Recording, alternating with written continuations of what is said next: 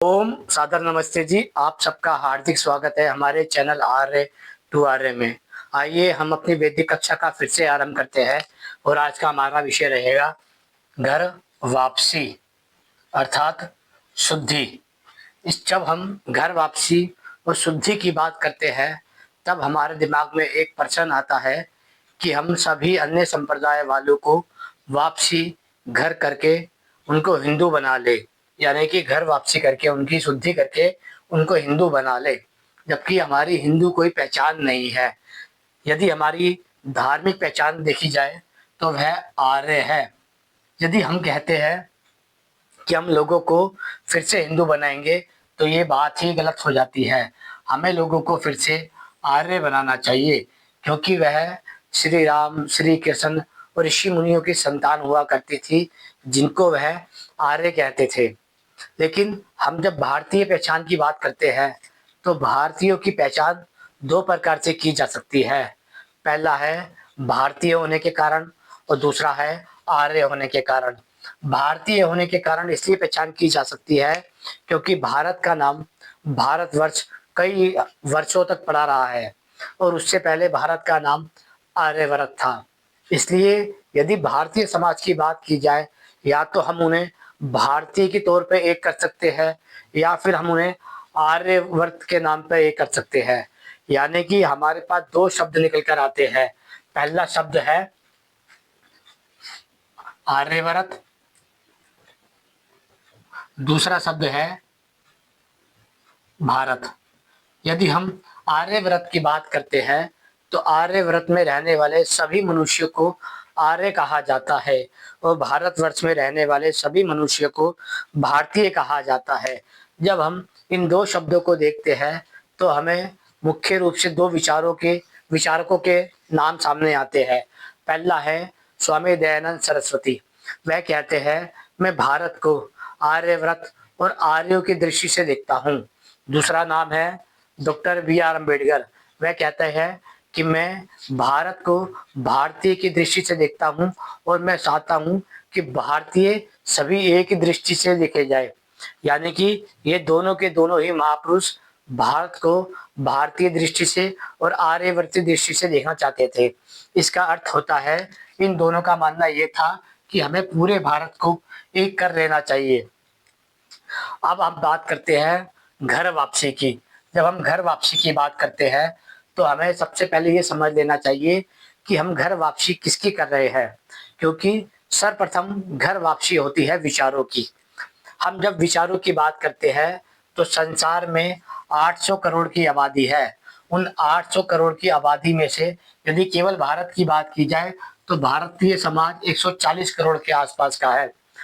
उस 140 करोड़ के अंदर भारतीय जिन संप्रदायों में बटा हुआ है, खूंटों में बंधा हुआ है, यानी कि सांप्रदायिक ठप्पों में बंधा हुआ है, उनमें भी पहला है मुस्लिम, दूसरा है सिख, तीसरा है ईसाई, चौथा है बौद्ध, पांचवा है जैन और छठा है हिंदू। यदि अब हम इन 6 संप्रदाय की बात करते हैं तो हमें विचार करना चाहिए, जो मुस्लिम होते हैं वह पैगंबर मोहम्मद की मान्यता को मानने वाले होते हैं। दूसरा जो सिख होते हैं वह गुरु नानक और गुरु गोविंद सिंह को मानने वाले होते हैं। तीसरा जो ईसाई होते हैं वह ईसा मसीह को मानने वाले होते हैं। जो बुद्ध होते हैं वह महात्मा बुद्ध को मानने वाले होते हैं।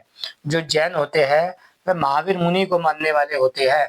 जो हिंदू होते हैं वह मुख्य रूप में स्वतंत्र होते हैं।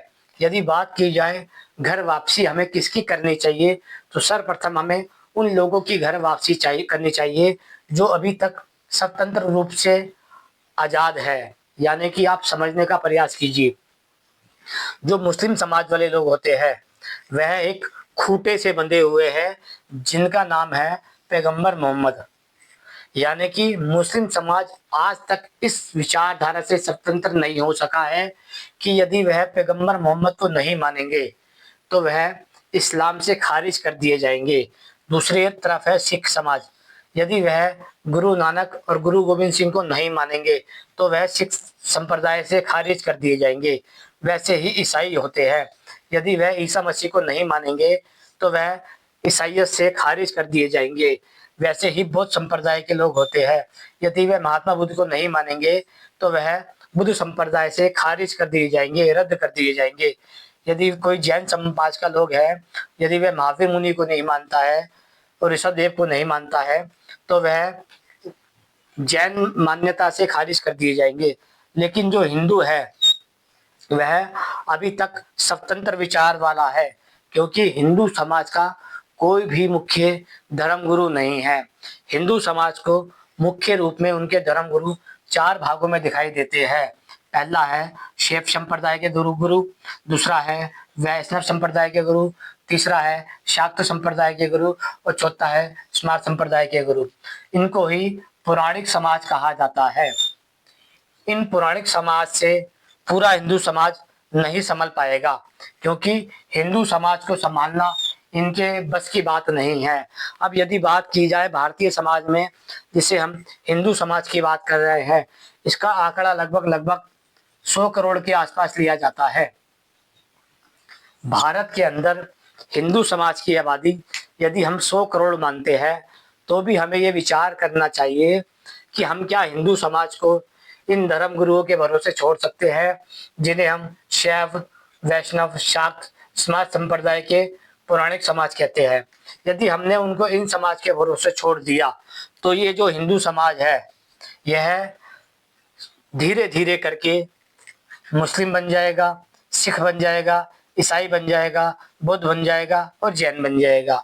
अभी भी वर्तमान के अंदर ये हिंदू समाज, जिसे हम प्राचीन काल का आर्य समाज कहते हैं, यह है इसी की शाखाएं हैं, जिसके कारण जैन, सिख, ईसाई, बौद्ध और जैन बने हैं। यानी कि मुस्लिम, सिख, ईसाई, बौद्ध और जो जैन बने हैं वह सब इन 100 करोड़ हिंदू जो स्वतंत्र है इन्हीं विचारों में से निकल कर बने हैं। अब यदि मान लीजिए कि यदि आप घर वापसी का कार्यक्रम कर रहे हैं, यदि आप किसी का शुद्धिकरण कर रहे हैं, यदि आप चाहते हैं कि मुस्लिम को हिंदू बनाए,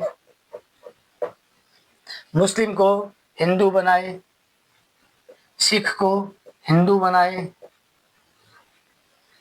ईसाई को हिंदू बनाए, बौद्ध को हिंदू बनाए, जैन को हिंदू बनाए, तो हिंदू आपके पास कोई विचार तो होना चाहिए। आपके पास हिंदू कोई विचार ही नहीं है। हिंदू एक स्वतंत्र मान्यता को मानने वाला है, यानी कि हिंदू एक स्वतंत्र विचारधारा वाला है। जब आप किसी को हिंदू बनाते हैं तो मूलतः है आप उसे क्या बनाने की कोशिश कर रहे हैं वह नहीं जानता। अब यदि आपको सर्वप्रथम ये समझ लेना चाहिए, जो आपके पास 100 करोड़ का हिंदू समाज है वह आगे चलकर मुस्लिम ना बने, सिख ना बने, ईसाई ना बने, बौद्ध ना बने, जैन ना बने। तो आपको विचार करना चाहिए कि हिंदू समाज की सबसे पहले घर वापसी की जाए और उसकी शुद्धि की जाए, क्योंकि जब तक हिंदू समाज की घर वापसी नहीं होगी, विचारों की और शुद्धि नहीं होगी, तब तक वह ये नहीं समझ पाएगा कि आर्यकरण क्या होता है। इसलिए हमें ये सब ध्यान रखना चाहिए कि आप यदि भारतीय समाज को सुधारना चाहते हैं, यदि आप भारत को बचाना चाहते हैं, तो आपके पास केवल दो ही विचार है। पहला है भारतीय का, कि आप लोगों को भारतीय बनाए, और दूसरा है आर्यकरण का, कि आप लोगों को आर्यकरण करें। इसके अलावा तीसरा आपके पास कोई विचार नहीं है। यदि घर वापसी शुद्धि सभाएं लगाई जा रही है, शुद्धि सभाएं चलाई जा रही है, और यदि वह इन सभी समाज को आर्यकरण की दृष्टि से नहीं देख रहे, भारतीय की दृष्टि से नहीं देख रहे, केवल आप हिंदू की दृष्टि से देख रहे हैं, तो मुझे लगता है आप कुछ नहीं कर रहे हैं। आप केवल समाज का ब्रेन वॉश कर रहे हैं और आप किसी काम के नहीं हैं। क्योंकि यदि आप किसी भी 10 मुसलमान की घर वापसी करते हैं, 10 सिख ईसाई की घर वापसी करते हैं, या 10 बौद्ध जैन की घर वापसी करते हैं, तो आप मान लीजिए कि आप इनकी लगभग 100 लोगों की घर वापसी करेंगे, लेकिन 1 साल के अंदर ये आपके पास से 10 लाख जा चुके होंगे। क्योंकि जो विचार अभी तक स्वतंत्र रूप से कार्य कर रहा है उसको यही नहीं पता है कि लोग उसका धर्मांतरण कर रहे हैं। जब तक आप हिंदू समाज के साथ सिद्धांतिक रूप से कार्य नहीं करेंगे, तब तक आप हिंदू समाज को आप नहीं बचा पाएंगे। जब हम कहते हैं कि हम घर वापसी का कार्य कर रहे हैं, तो सर्वप्रथम हमें घर वापसी करनी है अपने हिंदू समाज की, क्योंकि जब तक आप हिंदुओं को रक्षित नहीं करेंगे, यानी कि हिंदुओं को व्यवस्थित नहीं करेंगे, सिद्धांतिक नहीं बनाएंगे, वैचारिक नहीं बनाएंगे, तो हिंदू समाज के जो लोग हैं जिनका शिकार किया जा रहा है अनेक अनेक मतों में, तो वह फिर से शिकार होते जाएंगे। यदि भारत की 1000 वर्ष की व्यवस्था को देखा जाए, 1000 वर्ष की व्यवस्था को देखा जाए, तो आपको समझ आएगा कि पिछले 1000 वर्ष में भारत में जो इस्लाम फैला है, सिख फैला है, ईसाई फैले हैं, बुद्ध फैले हैं और जैन फैले हैं, ये कहीं बाहर से नहीं आए हैं, बल्कि ये उन्हीं 1000 वर्षों में हिंदू समाज के अंदर से निकले हैं। अब यदि हिंदू समाज को पहले व्यवस्थित ना किया जाए, उनको सिद्धांतों से अवगत ना कराया जाए, तो आप एक तरफ तो अन्य संप्रदायों की शुद्धि कर रहे होंगे और दूसरी ओर आपका ही संप्रदाय अशुद्ध होता चला जाएगा। यानी कि आप 1000 लोगों की शुद्धि करते हैं, यदि एक साल के अंदर, एक साल में आप 1000 लोगों की शुद्धि करेंगे, तो एक साल में लगभग 10 लाख लोग अशुद्ध होते जाएंगे। क्योंकि हिंदू आज भी एक ऐसा स्वतंत्र समाज है जिसके पास कोई धर्म गुरु नहीं है, जिसके पास कोई सिद्धांत नहीं है, जिसके पास कोई ईश्वर नहीं है, जिसके पास कोई मान्यताएं नहीं है, जिसके पास कोई विचार नहीं है, कि जिसके पास कोई तर्क नहीं है, जिसके पास कोई सिद्धांत ही नहीं है। ये जो शैव संप्रदाय है, वैष्णव संप्रदाय है और शाक्त संप्रदाय है, स्मार्त संप्रदाय है, ये चारों के चारों जो है ये भारतीय समाज को संभालने में असमर्थ है। इसलिए हम ये कह सकते हैं कि भारतीय समाज को संभालने के लिए सबसे पहले उनका आर्यकरण किया जाना चाहिए। यदि हमने उनका आर्यकरण नहीं किया और हमने उनको पौराणिक समाज के द्वारा छोड़ दिया, तो वह जो 1000 वर्ष में खंडित हुआ है समाज, वह पिछले 100 वर्षों में 100 गुना तेजी से खंडित होगा, जिसकी आप कल्पना नहीं कर सकते। यदि भारतीय समाज की बात की जाए, तो भारतीय समाज को हम केवल और केवल 2 मान्यताओं से बचा सकते हैं। पहला है भारतीयकरण के नाम से और दूसरा है आर्यकरण के नाम से। इनके पास तीसरा कोई विकल्प नहीं है। यदि आप चाहते हैं कि हिंदू को हिंदू बनाए रखे, तो हिंदू को हिंदू बनाए रखने के लिए आपको हिंदू समाज को आर्य बनाना पड़ेगा।